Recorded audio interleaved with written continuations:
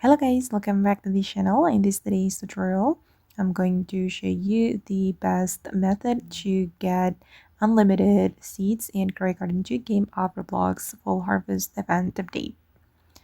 Okay, first you're going to teleport to the Full Harvest world, and I would like to recommend you to purchase these two pets. The first one is turkey. I'm going to show you the ability of this turkey, guys.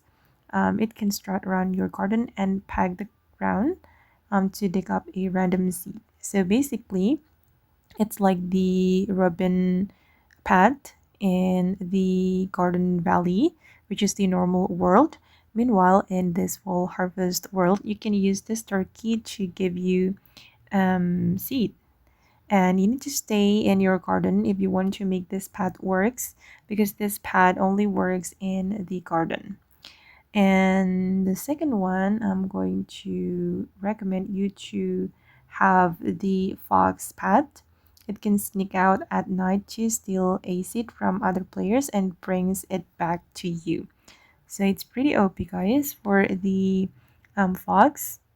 And remember that it only works at night, and when the night comes, it will help you get more seats by stealing them with the other players. And if the other players have rare seats, you will have chance to get rare seats.